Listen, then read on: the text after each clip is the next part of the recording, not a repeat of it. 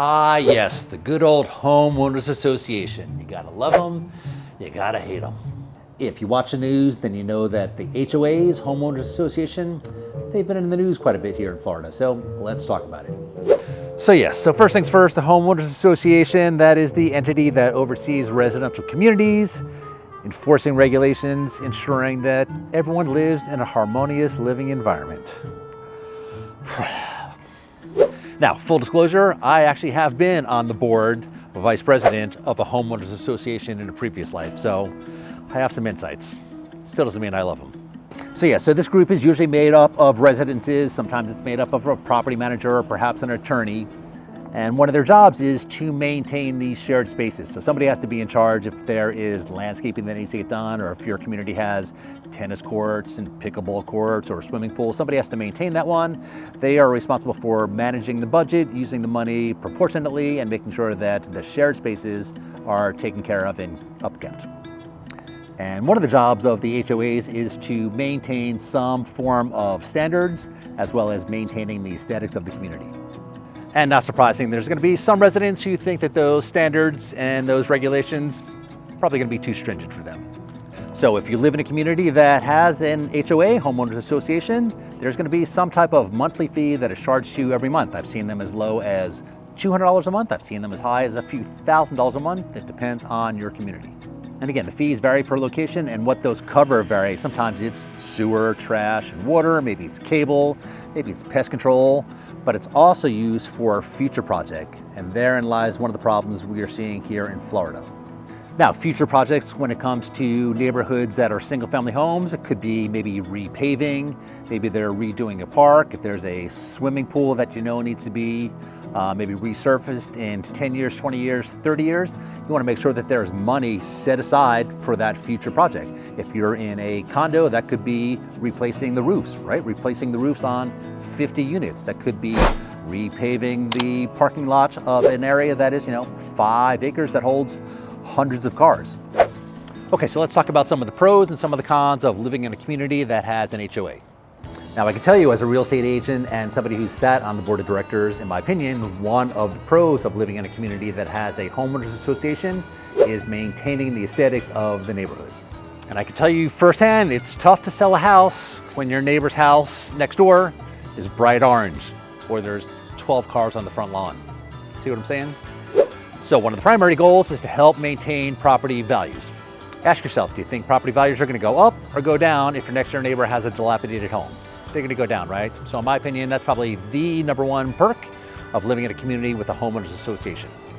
So another one of the pros, in my opinion, is maintaining the amenities. If you live in a community, like I said, that has tennis or pickleball or golf or swimming pool, somebody has to be responsible for maintaining that. You don't want that to get dilapidated, right?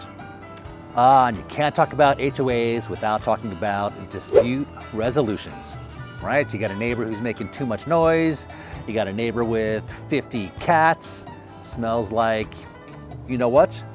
You don't want to have to hire an attorney to go have a dispute with your neighbor. You don't want to have an argument with your neighbor.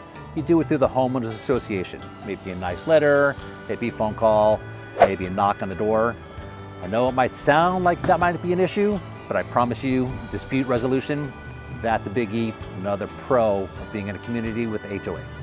Hey, do me a favor too, drop a comment down below. Do you live in a community right now with the Homeowners Association?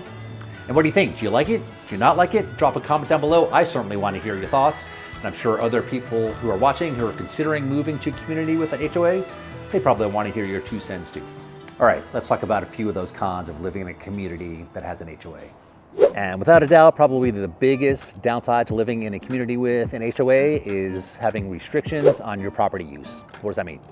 What do you mean I can't park my RV in my driveway? I can't paint my house pink? I want my holiday decorations up all year long. So there. You can probably see how not having some restrictions can get really out of hand real quick. And of course, in some places, those HOA fees monthly, that can have an impact on your budget, right? If you're spending money on that, it means you're probably not spending money on something else.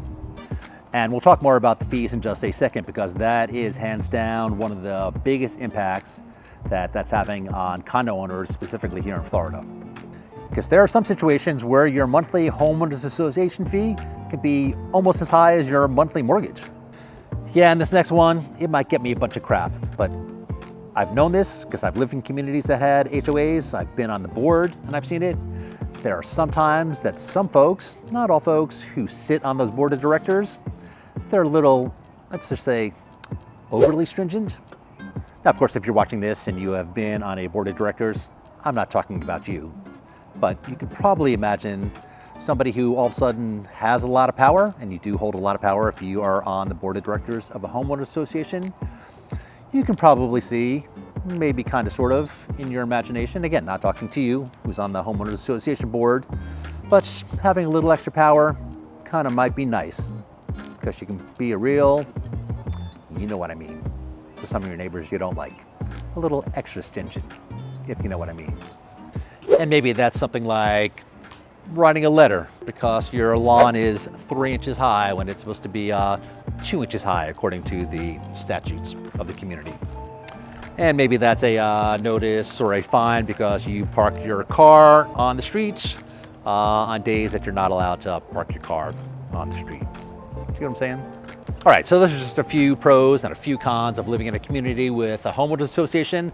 I do want to talk about the rise in the fees here in Florida. Okay, now full disclosure, I just did a full video talking about what I'm going to talk about, so I'm not going to rehash it all. I will put a link in the description down below to that video so you can check it out. But because we're talking about HOAs in this video, it's important that we bring it up. And again, if you saw the news, maybe you remember hearing about the Surfside Collapse. That was a condo building that collapsed in Miami area last year. And because of that collapse, Florida recently passed a new law. I have some notes here. To implement something called the Milestone Inspection and Structural Integrity Reserve Study for buildings that are over 3 stories high. And they're doing this to make sure that there are no other buildings that collapse. And this is going to be a mandatory inspection that's going to take place every 10 years on buildings that are 30 years older if they are within 3 miles of the coastline. And this next one, I kind of agree with because the sheer fact that homeowners association in the past have been able to waive their reserve contribution funds, that's a little shocking. And here I'm going to explain to you briefly why that's important.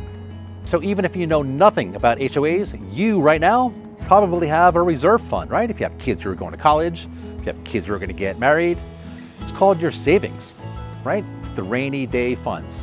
Maybe you don't have savings, but you at least understand what that's about. So reserve funds, when it comes to condos, are for those future projects that you know you're going to need in the future.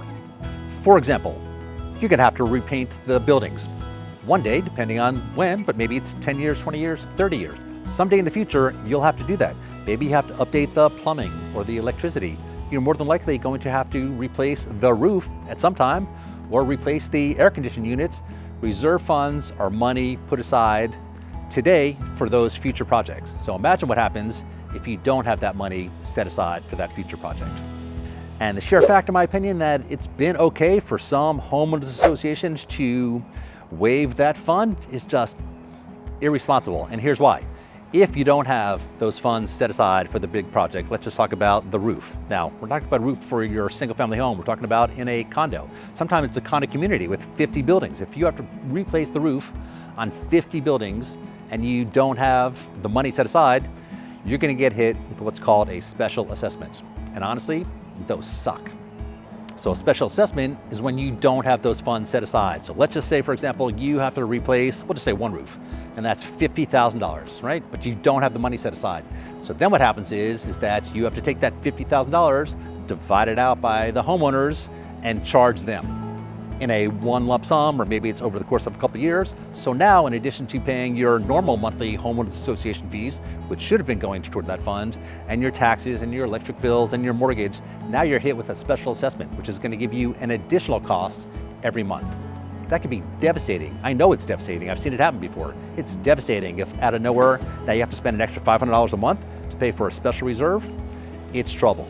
This one is going to be massive because if you have not been budgeting to replace some structural damage that's going to happen or could potentially happen, that could be devastating. And so what's happening is those funds now are getting passed along to the current homeowners.